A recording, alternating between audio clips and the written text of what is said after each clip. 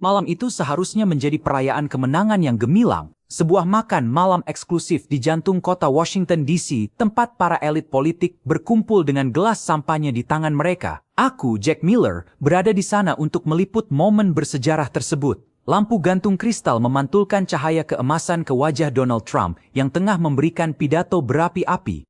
Namun, dalam hitungan detik, kemegahan itu hancur lebur. 3 bunyi letusan senapan memecah keheningan yang elegan, mengubah tepuk tangan menjadi jeritan histeris yang memekakkan telinga.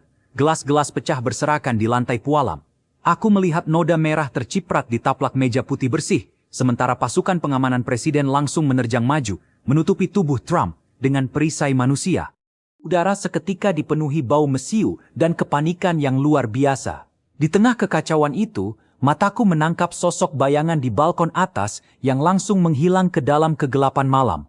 Apakah ini serangan teroris acak atau awal dari sebuah perang besar yang sudah dirancang secara rahasia? Jantungku masih berdebar kencang saat aku kembali ke ruang redaksi yang remang-remang, mencoba menyatukan serpihan kepingan teka-teki mematikan ini. Pihak berwenang dengan cepat mengunci seluruh kota, tetapi sumber rahasia dari dalam Pentagon membocorkan sebuah dokumen intelijen yang membuat darahku berdesir.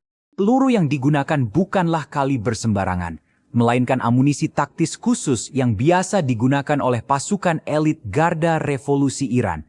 Fakta ini sungguh mengerikan. Mengapa intelijen asing berani melancarkan serangan langsung di tanah Amerika terhadap salah satu tokoh politik paling dilindungi di dunia?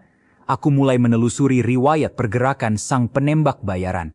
Data terenkripsi menunjukkan adanya aliran dana misterius dari rekening-rekening anonim di Teheran ke sebuah perusahaan cangkang di Eropa dan akhirnya mengalir ke kelompok ekstremis bayaran. Amerika Serikat sedang berada di ambang jurang eskalasi yang tak bisa dibayangkan.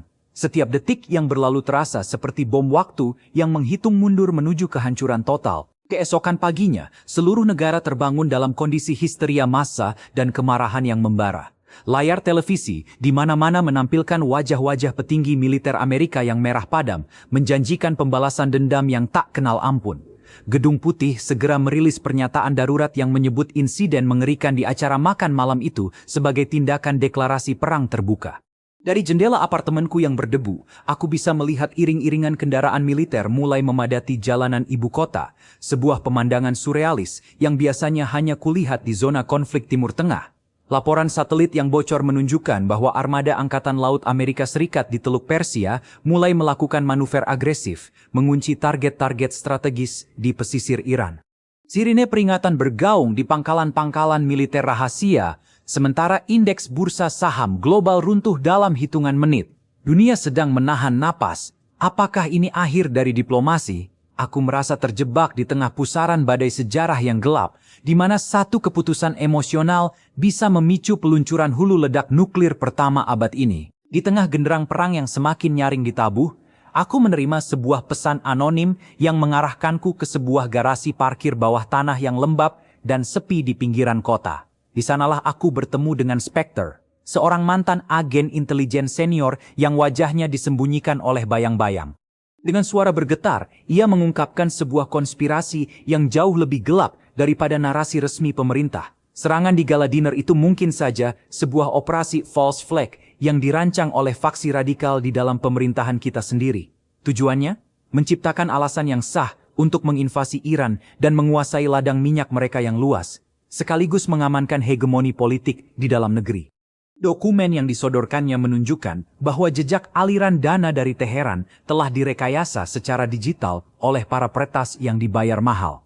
Jika fakta ini benar, maka nyawa jutaan orang yang tidak bersalah akan segera dikorbankan di atas altar kebohongan geopolitik yang sangat keji dan tak termaafkan. Aku tahu aku memegang bom waktu berupa informasi yang bisa meruntuhkan konspirasi global ini, tetapi mereka yang berada di balik tirai kekuasaan tidak akan membiarkanku hidup untuk menceritakannya. Langkah kakiku menggema di lorong stasiun kereta bawah tanah yang sepi. Mataku terus mengawasi setiap sudut, menyadari bahwa aku sedang diburu.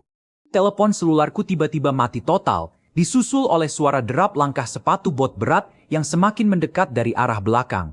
Mereka telah mengirim agen bayaran untuk membungkam kebenaran selamanya. Jantungku memompa adrenalin saat aku melompat melewati pagar pembatas, berlari menerobos kerumunan kecil penumpang kereta malam.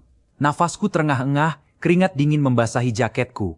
Di tanganku tergenggam erat sebuah flash disk berisi bukti forensik dan dokumen intelijen yang tak terbantahkan. Jika aku gagal mengunggah data ini ke server jaringan jurnalis independen malam ini juga, maka fajar esok hari akan diwarnai oleh hujan rudal jelajah di Timur Tengah. Ini bukan lagi soal berita, ini soal mencegah perang dunia kiamat. Dengan jari yang gemetar dan nafas yang memburu, aku akhirnya berhasil menancapkan flash disk tersebut ke terminal komputer di sebuah kafe internet bawah tanah yang tersembunyi.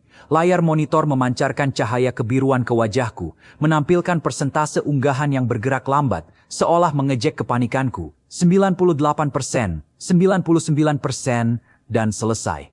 Data rahasia yang membongkar rekayasa penembakan Trump dan konspirasi perang Iran kini menyebar tak terkendali di dunia maya, menembus jaringan server global dalam hitungan detik. Namun, dari kejauhan, aku mendengar raungan sirine serangan udara mulai memecah keheningan malam kota, pertanda bahwa mesin perang mungkin sudah terlanjur dihidupkan sebelum kebenaran sempat dipercaya. Apakah dunia masih bisa diselamatkan dari kehancuran total? Ataukah bayang-bayang perang sudah menutupi mentari esok hari? Kebenaran kini ada di tangan kalian. Jangan biarkan konspirasi membungkam kita. Jika kalian ingin terus membongkar misteri konspirasi global dan sejarah alternatif yang mendebarkan ini, pastikan untuk subscribe channel Pemuda Pos ini sekarang juga, tekan tombol like, dan share video ini ke seluruh teman kalian.